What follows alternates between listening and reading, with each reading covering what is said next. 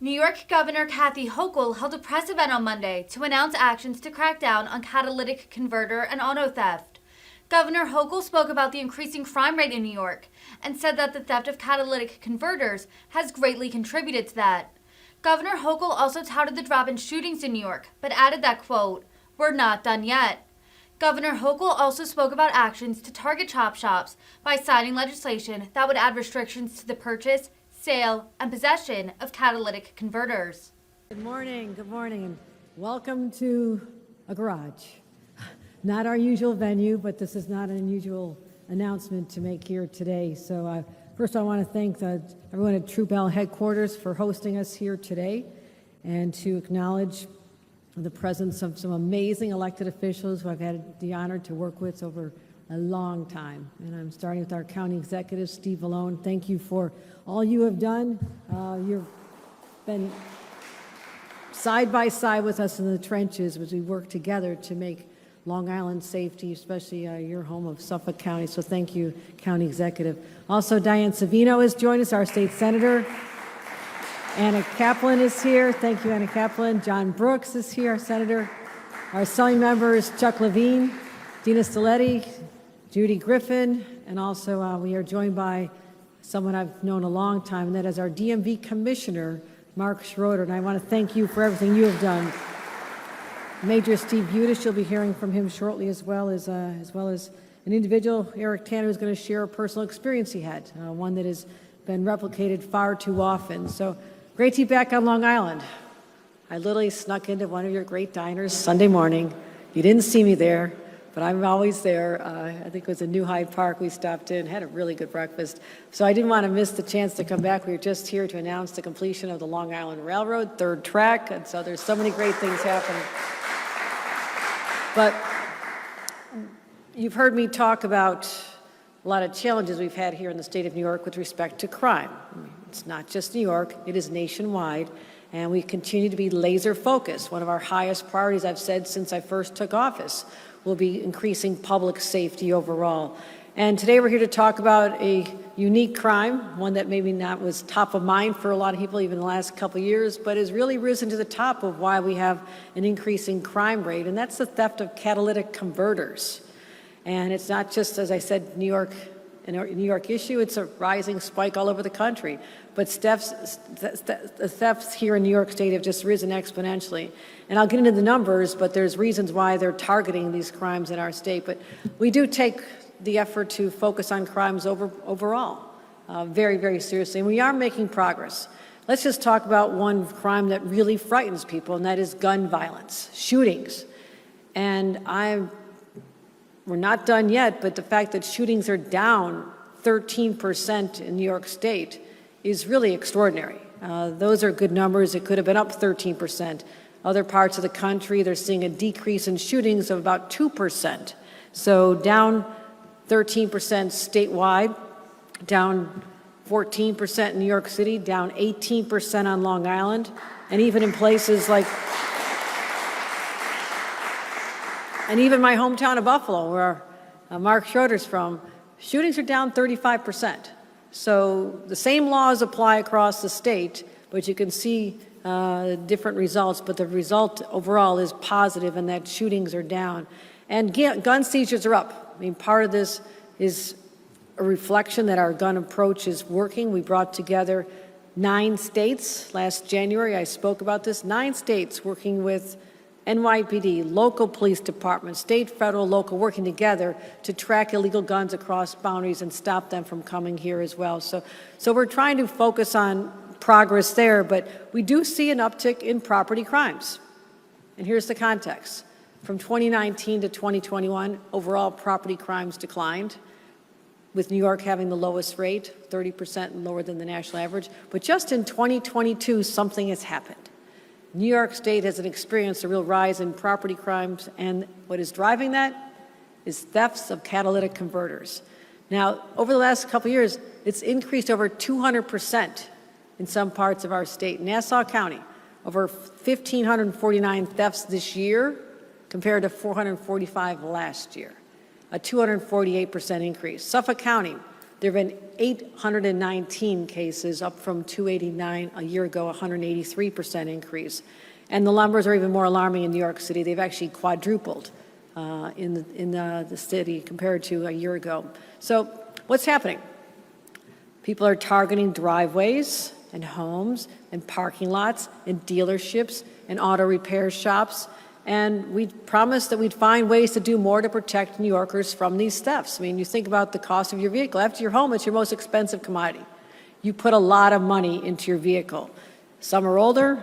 I drive cars into the ground. I sometimes have a 10 or 12-year-old vehicle. It's all right. Some people like a new car every year. That's great. But what has become so valuable is something known as a catalytic converter, this lovely thing right here. And I'm going to explain to you what this is all about. Why are they occurring? There's a piece in your exhaust system that helps reduce toxic gases. This is an important part of protecting our environment.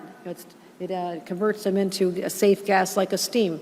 And they do protect the environment. In fact, it's one of the greatest environmental inventions of our time. Back in 1975, they became required in all vehicles, and we've dramatically reduced the impact on the environment. So they've been valuable in reducing emissions, but they're also valuable to criminals. And why are they stealing them? Because they contain rare, valuable materials like palladium, rhodium, think back to your high school chemistry classes on the chart, and platinum. Those are all the component parts of these converters. And as the price of rare metals has increased, so has catalytic converter theft. See the direct connection there. The price of the product is higher. Criminals are trying to make money off this, and they're stealing them from our cars. And they're very easy to remove. Very easy to remove. Only takes about 2 minutes. And they have a street value alone of about $200 to $500. So the thefted one, only worth $200 to $500 on the street, replacing it costs anywhere from $2,000 to $3,000. The larger the vehicle, the more expensive it is to replace. And newer vehicles actually have 2 converters. So you can have 2 stolen at the same time. But the hit to our wallet doesn't just stop there.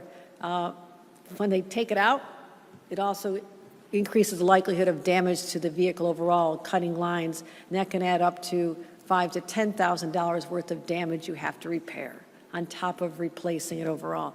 So we emerged from this pandemic. People have enough to deal with in their lives, inflation, everything going up, and now we have a criminal class of people that are now using this, stealing it from our citizens and selling it to various places, chop shops, on the black market. And so now today, instead of just talking about it, we're announcing a very aggressive, targeted approach that we believe will deter criminals from stealing them. So here's what we're doing. I'll be signing legislation. And again, I thank our legislators for their leadership, and I'll be announcing who was involved in a minute. But we're announcing that we're going to require vehicle dismantlers, which is a nice way of probably saying chop shops, and the scrap processors to keep information on anyone who sells them a converter. Let's track who's selling them. Okay? If a theft is reported, we'll know where to get the information. And this will help law enforcement as they conduct their investigations, as they track down these thieves. And also to make sure that these are easily traceable back to the vehicle they're stolen from, we're going to be having dealers offer new etching kits to provide a traceable serial number onto catalytic converters. It's this simple. It's called CatGuard, very clever. What you do, you get one of these packages from your dealer, and you can take this little brush, put this on the catalytic converter.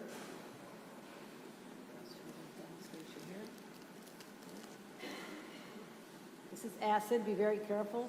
Don't let your kids get this. But you put the acid on here, swipe it across here, and over time, that'll embed the numbers onto the catalytic converter. And you link them to the DMV database to the vehicle. See how this works? Okay.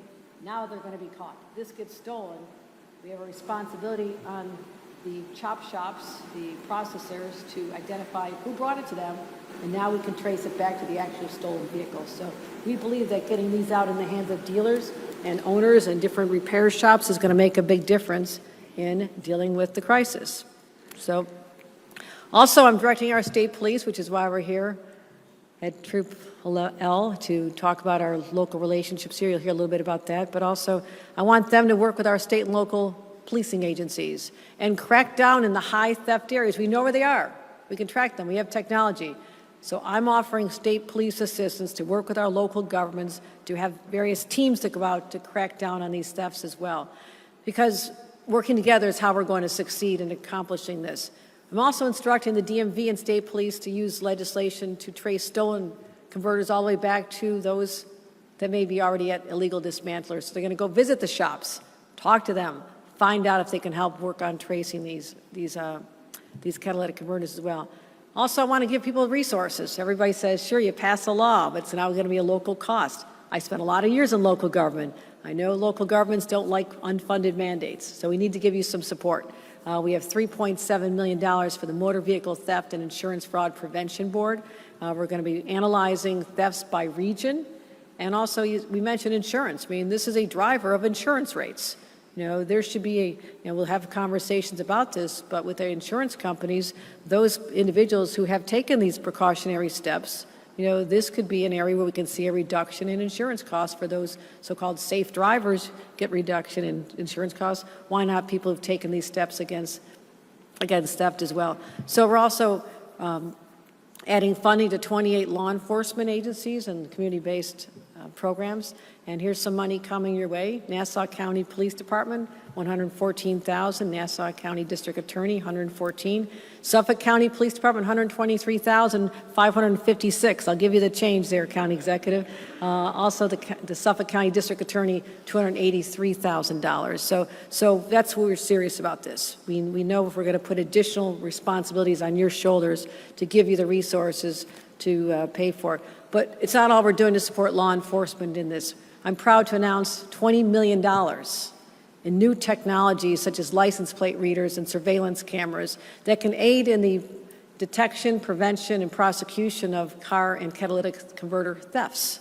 So we're going to be helping with that as well, a significant amount of money. And this will allow localities to purchase the technologies that they can do for this surveillance and help law enforcement actually prosecute and stop the crimes from happening. So we're going to double down on these efforts because this is a serious problem.